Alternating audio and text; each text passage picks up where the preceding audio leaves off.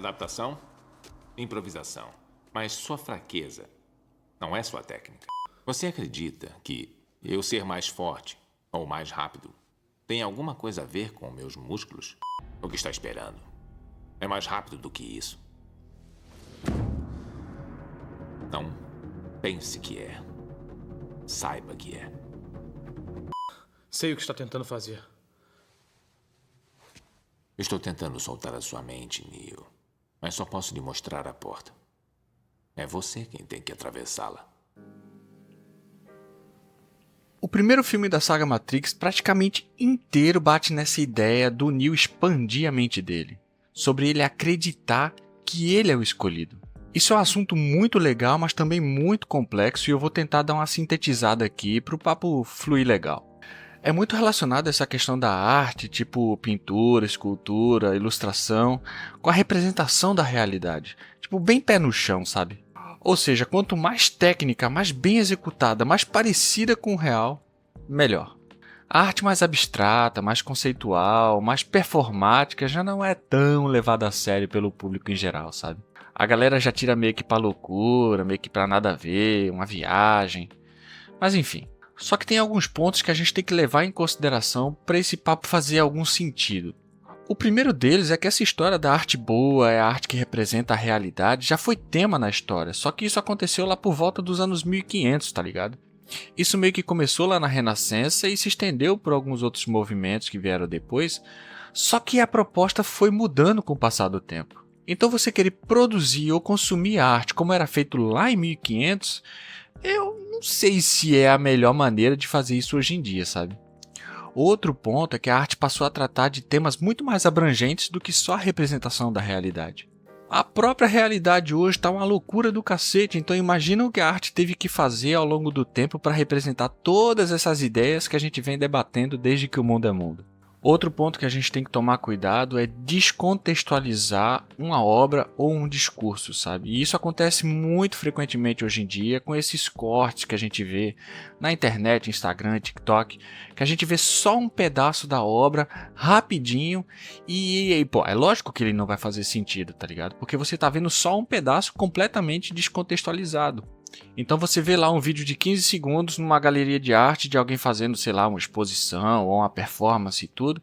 E, cara, você pega aquilo jogado em você, lógico que você não vai entender. Da mesma forma que muita gente não entende, por exemplo, o show de comédia do Léo Lins, que pegam só um corte, que foi feito num teatro para um público que pagou para ver aquilo ali, viraliza na internet e a galera toma aquilo como um discurso de ódio, sabe?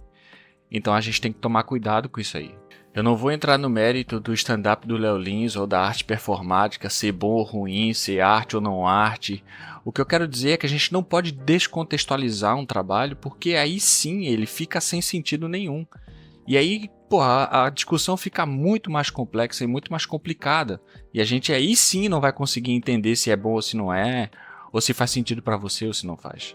Então o que de vez em quando a gente escuta sobre o trabalho do Picasso, por exemplo, é que a pessoa diz: ah, o meu filho de 12 anos consegue fazer isso aí também.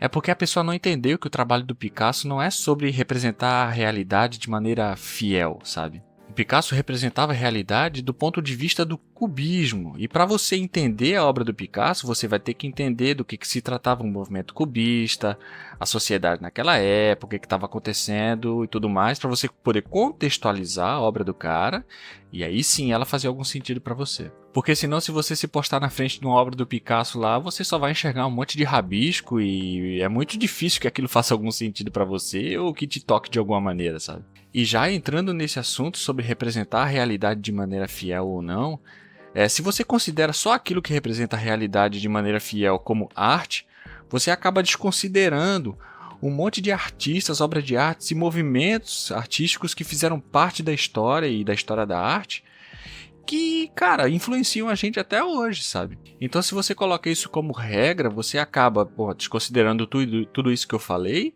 e acaba limitando muito a sua percepção de arte. Então veja como é perigoso. Se só é bom aquilo que representa bem a realidade, jogue fora seus livros do Senhor dos Anéis, tá ligado? Porque magos e hobbits não existem. Nomes que eu já citei aqui no canal, como Dali, Van Gogh, também vão ser desconsiderados. Os animes também vão nesse bolo aí, porque japonês não tem o olho gigante daquele jeito. As histórias em quadrinhos e filmes do Batman então nem se fala. Eu acho que já ficou claro que esse não é bem o caminho. Uma representação artística ou uma obra de arte, seja na área que for, tá ligado? Tipo literatura, pintura, escultura, é uma fantasia. É um recurso que o artista utiliza para transmitir seus sentimentos, ideias, pensamentos para o público. E quando você pensar em arte, não pense só em desenho, música. A arte é muito mais abrangente. A arte tem que abranger todas essas áreas. E quando o Morpheus fala pro Neo que a fraqueza dele não é a técnica, ele está querendo dizer que não adianta ser o melhor tecnicamente se você não sabe o que fazer com isso. Uma ideia boa, mal executada, ainda é uma ideia boa. Uma ideia ruim, bem executada, ainda é uma ideia ruim. Bom, galera, espero que vocês tenham gostado. Espero que tenha feito sentido para vocês. E hoje eu gostaria de terminar com mais uma pergunta. Qual foi a última vez que uma obra de arte explodiu a sua cabeça? Seja música, filme, pintura, enfim. Me conta aí que eu quero saber, vai que explode a minha também. É isso, galera. Deixa um like, se inscreve no canal para dar aquela moral. Tamo junto e até o próximo vídeo.